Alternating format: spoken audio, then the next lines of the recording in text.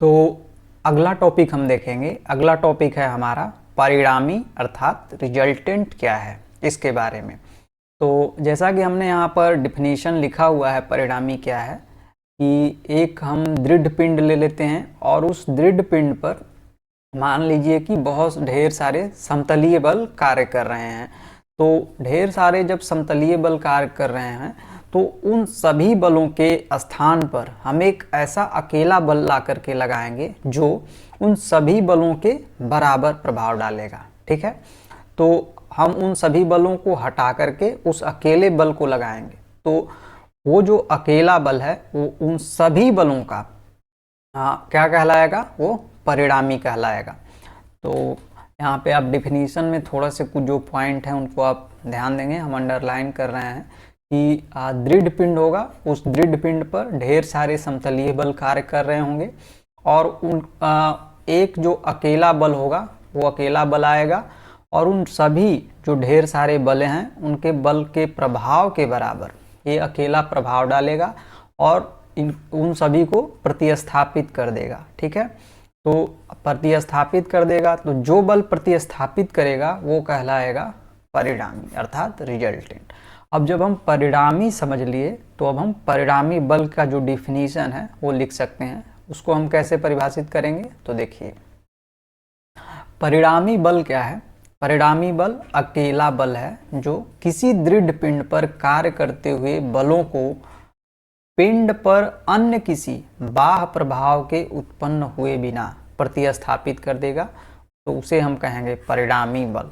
अर्थात इसका मतलब ये है कि जो भी बल कार्य कर रहे हैं किसी पिंड पर, अगर उन सभी बलों को जब हम हटाते हैं तो और उसकी जगह पर अगर हम परिणामी बल को लगाते हैं जो उन सभी के बराबर प्रभाव का होगा, तो पिंड पर कोई भी बाहरी प्रभाव उत्पन्न नहीं होगा, कोई भी उस पर चेंज नहीं होगा, वो हमारा कहलाएगा परिणामी बल। तो ये चीज़ें डिफिनीशन से काफ़ी ज़्यादा क्लियर हो जाती हैं कि परिणामी बल क्या है, परिणामी क्या है। अब जब हम परिणामी को समझ लेंगे तो परिणामी की हम गणना कैसे करेंगे इसको देखेंगे। ठीक है, तो अब हमारा जो मुख्य फोकस होगा वो होगा कि परिणामी बल की हम गणना कैसे करेंगे। तो चलिए इसको देखते हैं हम। यहाँ पे जो हमको चीज़ पढ़ना है वो पढ़ना है कि डिप्लोमा के सिलेबस के अंतर्गत ये दिया हुआ है कि हमें केवल समतलीय बलों के बारे में ही पढ़ना है, अर्थात कोप्लैनर के बारे में पढ़ना है। जैसे कि हमने फोर्स सिस्टम को जब वर्गीकृत किया था तो समतलीय और असमतलीय, कोप्लैनर और नॉन कोप्लैनर के अंतर्गत वर्गीकृत किया था, तो उसमें से हमको केवल कोप्लैनर के बारे में ही पढ़ना है। ठीक है, तो यहाँ पे एक के बाद एक चीज़ों को हम क्रम से देखेंगे तो चीज़ें काफ़ी क्लियर होती जाएंगी। सबसे पहले हम देखेंगे कि समतलीय संरेखीय बल जो है उसका परिणामी हम कैसे ज्ञात करें।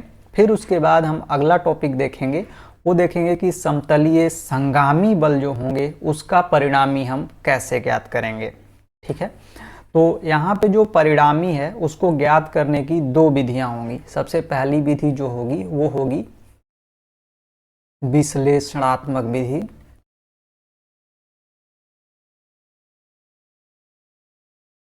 विश्लेषणात्मक विधि, और दूसरी विधि जो होगी वो होगी ग्राफीय विधि। इसको इंग्लिश में कहेंगे एनालिटिकल मेथड और इसको कहेंगे ग्राफिकल मेथड। ठीक उसी तरीके से जब हम समतलीय संगामी बलों के परिणामी को निकालेंगे तो यहाँ पर भी दो विधियाँ आएंगी। वही विधि सबसे पहले हम विश्लेषणात्मक विधि में देखेंगे और उसके बाद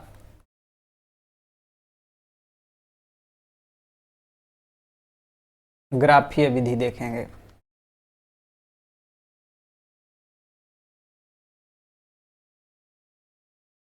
तो विश्लेषणात्मक विधि में क्या होगा कि हम हमेशा ज़्यादातर इसी विधि का प्रयोग करेंगे, विश्लेषणात्मक विधि का, तो इस पे आपको ज़्यादा ध्यान देना है। ग्राफीय विधि केवल समझ लीजिए, ये वैसे बहुत ही कम एग्जाम में पूछा जाएगा या ज़रूरत इसकी बहुत ज़्यादा नहीं पड़ेगी, बहुत ही कम पड़ेगी, लेकिन आपको पढ़ना है इसलिए हम बता रहे हैं। तो सबसे पहले हम समतलीय संरेखीय बल का जो परिणामी है वो कैसे ज्ञात करेंगे उसको हम देखेंगे। चलिए, तो समतलीय संरेखीय बलों का परिणामी ज्ञात करने से पहले हम यहाँ पे हमारा टॉपिक ये हो गया कि समतलीय संरेखीय बलों का परिणामी। ठीक है, तो हाँ, परिणामी को ज्ञात करने से पहले हम उसका डिफिनीशन देखते हैं यहाँ पर कि समतलीय संरेखीय बल होते क्या हैं। पहले हम, चूंकि ये हम पहले भी बता चुके हैं, लेकिन फिर से अगर कोई इस वीडियो को देख रहा हो तो उसको समझ में आएंगी चीज़ें, पीछे का नहीं देखा रहेगा तब भी। तो समतलीय संरेखीय बल वे बल हैं जो किसी एक ही तल में कार्य करेंगे और उनकी जो क्रिया रेखा होगी, वो क्रिया रेखा क्या होगी, वो समान होगी, तो उन्हें हम कहेंगे समतलीय संरेखीय बल। ठीक है, अब इसका जो विश्लेषणात्मक विधि है, एनालिटिकल मेथड जो है, उसको हम देखते हैं। तो एनालिटिकल मेथड के अंतर्गत दो केस आएगा। सबसे पहला केस जो होगा, इसके अंतर्गत जो बल होंगे वो बल एक ही दिशा में कार्य कर रहे होंगे, तो उसको हम देखेंगे यहाँ पर। जैसा कि यहाँ पे हमने चित्र बनाया हुआ है, इस चित्र के अंतर्गत जो बल F1, F2 और F3 है, ये तीनों बल एक ही दिशा में कार्य कर रहा है और इनकी क्रिया रेखा जो है वो बिल्कुल समान है। देखिए, क्रिया रेखा समान है। तो जब बल एक ही दिशा में कार्य कर रहे हों तो इनका परिणामी कैसे निकालेंगे, तो सभी बलों का हम योग कर लेंगे।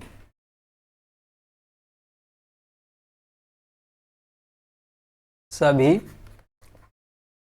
बलों का योग।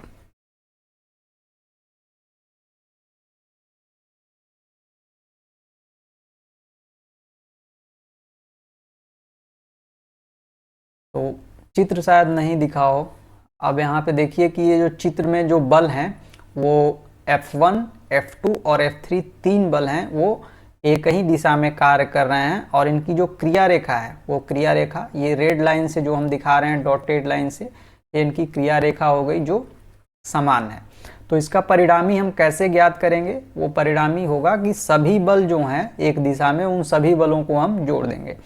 तो सभी बलों का योग, तो ये परिणामी को हम R से अगर डिनोट करते हैं तो ये हो गया F1 plus F2 plus F3, ये हमारा हो गया परिणामी।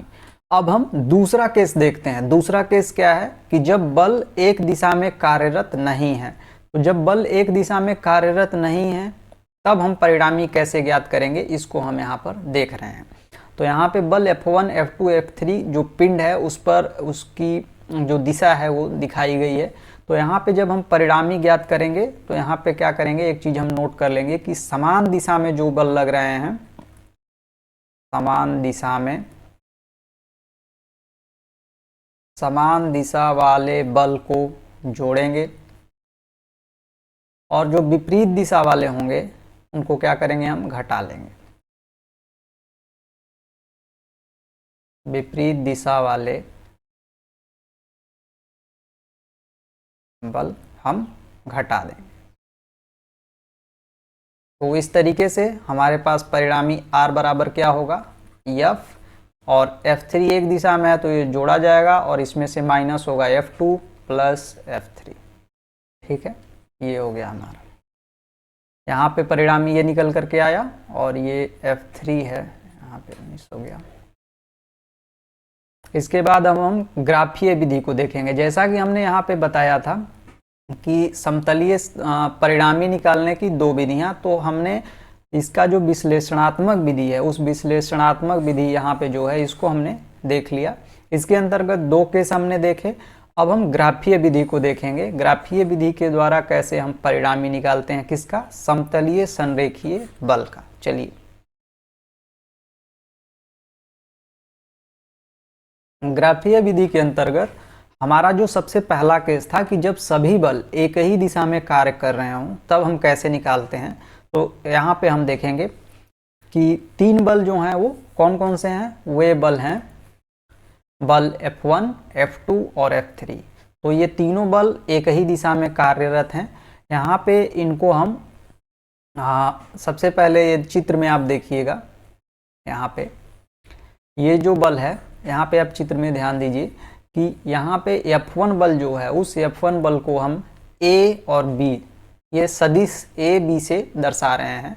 उसके बाद बल जो F2 है उसको BC सदिश से दर्शा रहे हैं, F3 को CD से दर्शा रहे हैं। ठीक है, तो यहाँ पे हम जब परिणामी की गणना करेंगे तो ठीक जैसा कि हमने पहले किया था, वो क्या करेंगे कि जो एक दिशा वाले बल हैं उनको हमने जोड़ दिया था, तो यहाँ पे भी जो परिणामी होगा वो क्या होगा, परिणामी बराबर F1 F2 और F3, परिणामी को हम जोड़ देंगे और वो जो होगा यहाँ पे ये मान आएगा। तो यहाँ पे सबसे पहले जो हम स्टेप फॉलो करेंगे, जोड़ तो देंगे ये हम ठीक है, लेकिन स्टेप जो फॉलो करेंगे वो क्या करेंगे, जो भी बल दिया रहेगा उस बल के बराबर हम एक स्केल लेंगे और उस बल के बराबर हम F1 स्केल पर उस सदिश को मापेंगे और फिर खींचेंगे और उसको A B से निरूपित कर देंगे। ठीक है, उसके बाद बिंदु जो हमारा ये तीर वाला सिरा है, यहाँ से लेकर फिर हम आगे स्केल जो हम मापे रहेंगे उस पर हम बदल लेंगे और फिर BC को निरूपित करेंगे, फिर CD को निरूपित करेंगे। उसके बाद हम ये जो टोटल लंबाई आएगी वो तीनों को जोड़ने के बाद वो हमारा परिणामी को दर्शाएगा। तो इस तरीके से हम जो पहला केस है वो देख लेते हैं। अब जब हम दूसरे केस में आएंगे तो देखेंगे यहाँ पर जब बल एक दिशा में कार्यरत नहीं है, तो जब बल एक दिशा में कार्यरत नहीं है तब हम परिणामी कैसे ज्ञात करेंगे। तो इसके लिए वही स्टेप होगा कि एक स्केल लेंगे, सदिश को खींचेंगे और जो बल समान दिशा में कार्यरत हैं उनको हम जोड़ देंगे और जो विपरीत दिशा में है उनको घटाएंगे। लेकिन यहाँ पे थोड़ा सा चेंज होगा, वो क्या होगा उसको हम देखते हैं पहले। तो यहाँ पे आप चित्र को बहुत ध्यान से देखिएगा, जो हमने पिछले वाले में बताया था उसको अगर आपने नोट किया होगा तो उसी से आप तुलना करेंगे तो आपको चीज़ें समझ में आएगी। यहाँ पे जो बल है F1 ये और F2 एक दूसरे के विपरीत दिशा में कार्य कर रहे हैं, तो F1 बल के लिए हम क्या करेंगे, F1 बल के लिए उसको हम एक उचित स्केल पर लेंगे और A से B तक, देखिए यहाँ पे मार्कर से हम दिखा रहे हैं, बिंदु A हमारा ये हो गया, यहाँ से यहाँ तक हम F1 बल को दर्शाएंगे। तो यहाँ पे हम और कुछ नोट करते हुए चलते हैं। बल जो F1 है, बल F1 बराबर हम लेकर के चलेंगे AB, इसको हम स्केल पर लेंगे, स्केल पर लेंगे और बिंदु A से, यहाँ से A से लेकर B तक एक रेखा खींचेंगे और A से B तक रेखा खींचेंगे। तो ये जो हमारी लंबाई होगी A से B तक वो बल दिखाएगा F1 को, AB जो है वो दर्शाएगा। ठीक इसी प्रकार हम F2 के लिए क्या करेंगे, F2 के लिए बल F2 के लिए हम BC को दर्शाएंगे स्केल पर लेकर के, उसी स्केल पर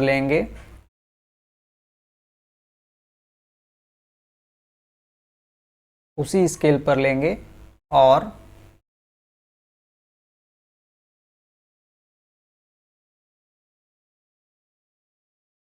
रेखा खींचेंगे। ये हमारा जो हो गया B से C तक कार्य करेगा। अब देखिए यहाँ पर A से B तक हमने ये रेखाखंड खींचा, अब बिंदु B पर हम आ गए। यहाँ पर B से C तक हम F2 को खींचेंगे विपरीत दिशा में, जैसे वहाँ पे दिया हुआ है, तो विपरीत दिशा में हम इधर से इधर खींचेंगे यहाँ तक। अब इसी तरीके से हम फिर अब आएंगे बल F3 पे, ये हमारा हो गया CD, यह हो गया C से D तक होगा, D तक कार्यरत होगा। ठीक है, तो अब हम मार्कर की सहायता से दिखा रहे हैं, ये हो गया हमारा बिंदु C से D तक हमारा यहाँ तक हो गया ये F3। ठीक है, तो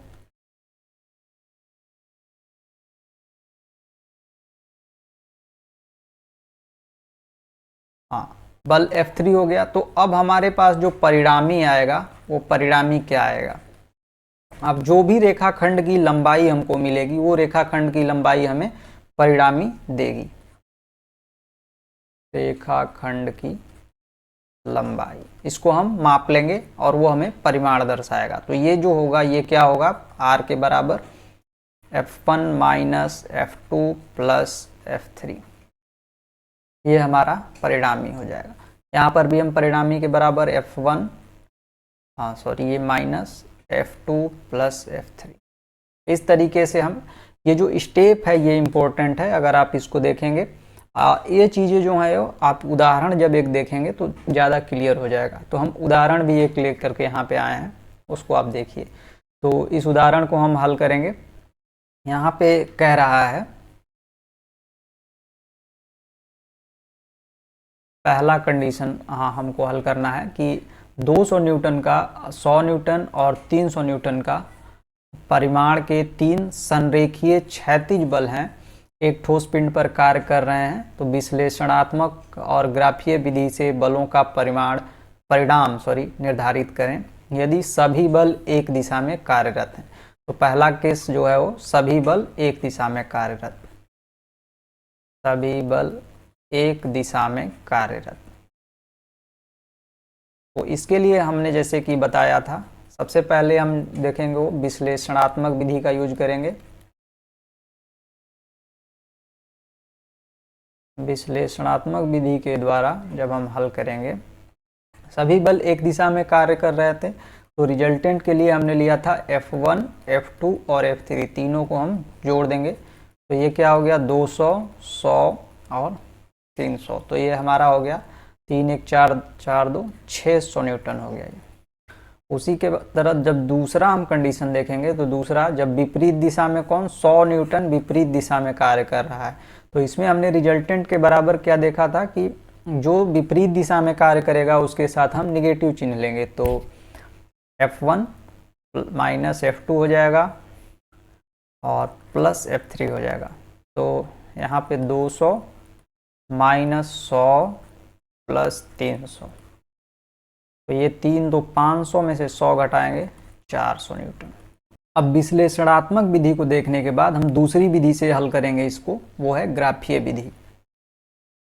ग्राफीय विधि, चलिए तो इसके अंतर्गत जो पहला केस है जब सभी बल एक दिशा में कार्य कर रहे हो तो उसमें कैसे हम हल करेंगे। सबसे पहले हम एक उचित स्केल लेंगे। तो स्केल के लिए माना कि 100 न्यूटन बराबर 1 सेंटीमीटर। तो अब इसी स्केल पर सबको हम बदलेंगे। तो 100 न्यूटन बराबर 1 सेंटीमीटर हमने लिया है और हमारे पास जो बल है वो कितना है 200, 100 और 300 है। तो 200 को अगर हम लेंगे तो आप देखिए 200 न्यूटन बराबर हो जाएगा 2 सेंटी, 300 है तो 300 न्यूटन बराबर हो जाएगा 3 सेंटी। अब जब हम इसको बदल लिए तो अब हम सदिश के द्वारा इन बलों को खींचेंगे। तो अब हम सबसे पहले मान लेते हैं कि बल जो है F1, ये बल हमारा 100 न्यूटन का जो बल है, ये स्केल लिख लें यहाँ पे। बल 100 न्यूटन जो है ये हमारा हो गया नहीं ये कितना है 200, 100 और 300 है। तो 200 है, फिर 100 न्यूटन है, फिर 300 न्यूटन है। 200 न्यूटन का बल है ये हमारा F1 हो गया, ये F2 हो गया, ये F3 हो गया। अब हम इसको अब दर्शाएंगे। तो जो बल हमारा F1 है, इस F1 बल को हम मान लेते हैं AB से दर्शाते हैं, सदिश AB। तो हम स्केल पर इस मान को, जैसे कि ये 200 जो आया वो 2 सेंटी आया हुआ है, तो इसको हम खींचेंगे 2 सेंटी। मान लेते हैं 2 बॉक्स यहाँ से 2 सेंटी के बराबर हो गया। तो ये हमारा हो गया यहाँ से A से B। ठीक है। अब इसके बाद F2 कितना है, वो 100 न्यूटन का है, तो उसको हम B से C मानेंगे। ये हो गया हमारा सदिश BC। तो यहाँ से यहाँ तक ले लिए, ये हो गया हमारा C। और उसके बाद F3 जो है वो C से D ले लेते हैं। ये सी से डी 3 ब्लॉक ले लेंगे, 1 2 3, तो यहाँ तक आएगा ये, ठीक है। अब टोटल जो है वो परिणामी हमारा यहाँ से यहाँ तक परिणामी हो जाएगा। ये हम R बराबर F1 F2 और F3 के द्वारा दिखा रहे थे। तो इसको हम जब जोड़ेंगे तो ये हमारा कितना आ गया, ये हमारा 2 सेंटी, 1 सेंटी, 3 सेंटी, तो ये हमारा टोटल हो गया R बराबर 6 सेंटीमीटर। फिर हम इसको स्केल पर बदलेंगे तो हमारा परिणामी बराबर क्या होगा, परिणामी बराबर, चूंकि हमने क्या माना हुआ है कि चूंकि 1 सेंटीमीटर बराबर 100 न्यूटन, तो 6 सेंटीमीटर बराबर कितना होगा, 600 न्यूटन। तो हमारा परिणामी का जो मान आएगा वो 600 न्यूटन, ये आंसर होगा। आप पिछले वाले से जो विश्लेषणात्मक विधि है उससे आप मिला सकते हैं। यहाँ पर देखिए 600 न्यूटन आया हुआ था। अब हम दूसरा लेकर के चलेंगे, जब विपरीत दिशा में 100 न्यूटन का बल कार्य कर रहा है, तो दूसरा हम देखेंगे जब 100 न्यूटन विपरीत दिशा में कार्य कार्यरत है। तो इसके लिए सेम वही चीज़, स्केल पर जो हमने वहाँ पे बदल के रखा था वो हम यूज करेंगे। 100 न्यूटन 1 सेंटी, 202 और 303 है, तो यहाँ पे ए बी होगा हमारा वो 200 होगा। तो मान लेते हैं यहाँ से हम स्टार्ट कर रहे हैं, बिंदु ए से 1 ब्लॉक, ये 2 ब्लॉक, यहाँ तक हमारा आएगा ए बी। उसके बाद जो है जो बी सी है वो 100 न्यूटन का है, तो बी सी को हम देखेंगे।